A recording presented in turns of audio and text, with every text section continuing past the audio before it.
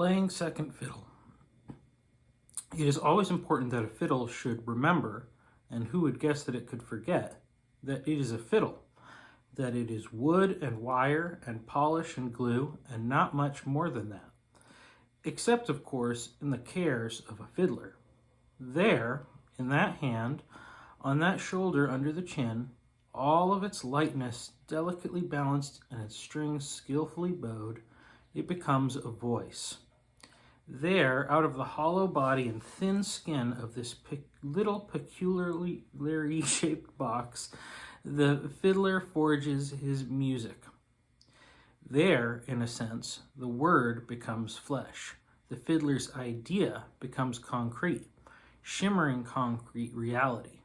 And this, of course, is what a fiddle dreams of at night in the dark of its closet, in the stifling closeness of its case. No fiddle, at least none that I have ever met, dreams of being delivered out of the aforementioned darkness to be displayed in a glass showcase. Fiddles don't have eyes, or the kind of intelligence needed to imagine a concept as foreign to them as vision. This is why you never see a fiddle fussing over itself, primping and preening and staring at mirrors. This is why it is luckier to be a fiddle than a prince, and where the wisdom of that phrase, ignorance is bliss, is most fully shown. Fiddles do not care to be seen, so they do not mind being small, which is handy for the fiddler.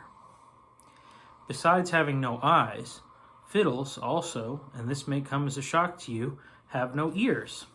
For a fiddle, music is not a matter of sound. They not only cannot imagine sight or being seen, they cannot imagine sound or being heard.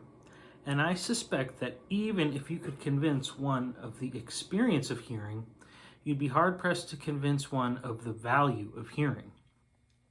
You must understand, fiddles are more grave and serious than even columnists. That does not mean that they have no sense of humor. It only means that their jokes don't rest in their cleverness. It comes from their lightness. And all that lightness that makes a fiddle ring would rattle to pieces any notion of the value of being an audience to one who has had the experience of being an instrument. Now, although a fiddle may never be fooled by the folly of human thinking, very much like us, they have pain. Their necks are stiff and their nerves, their strings are stretched. They feel the friction of the bow, and inside their beautiful brown little bodies they have only a little stick called a sound post and an emptiness that seizes every inch of space, top to bottom, side to side. Their emptiness is for them, as it is for us, a nearly unbearable ache, an ache that is fitted to the shape that makes its tone. And sometimes a fiddle is tempted to fill that void with rags or glass or gold, even knowing that if it should do that, it would never again resonate the intentions of its fiddler. It would never again be alive with his music.